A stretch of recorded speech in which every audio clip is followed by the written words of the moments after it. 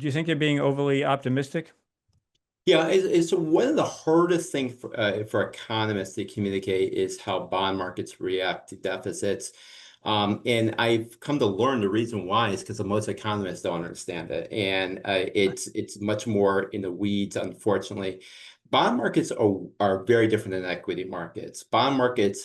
Bond traders actually want competition. They actually want to know there are other bond buyers out there. And the reason why is that how bond markets actually work is yes, they do. There's what we call one equilibrium where bond traders are saying, yep, higher deficits, that's not a good thing. You know, future government debt is going to have to be sold at a discount, producing a higher yield. So we should essentially backward induct and, price that in today.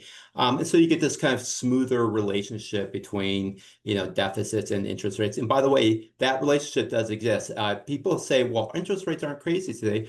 No, they're not taking into account that we have this enormous capital glut right now with so many people going into retirement. Mortgage rates should be basically where they're at pre-COVID.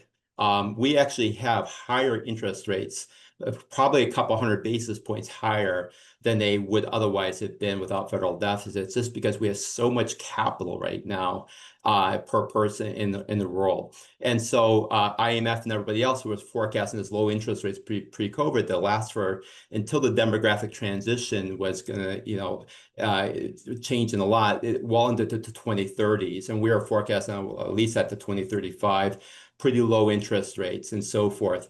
And that's because of the enormous amount of capital. And then things really change dramatically at that point where the deficits and demographics are all working in the wrong direction and really pushing up those interest rates. But that's not the biggest worry. The biggest worry is the second equilibrium, which does not exist in equity markets. And that is where bond markets stop believing that the government's going to repay, or they're going to repay in real purchasing power terms, that instead the debt's going to get repaid with monetization. This is the Liz Truss moment that you saw in the UK.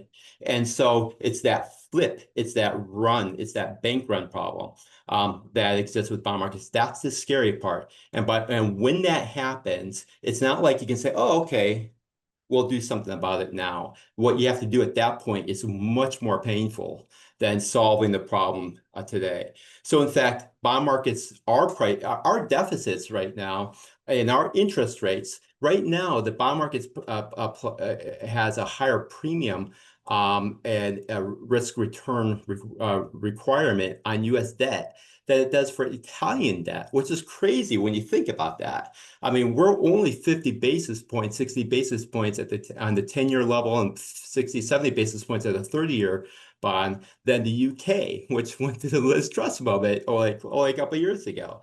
So it's not like our interest rates are low. They should be much lower than they are, and they would be if we had our federal deficits, and mortgage rates would be a lot lower if we had our federal deficits under control.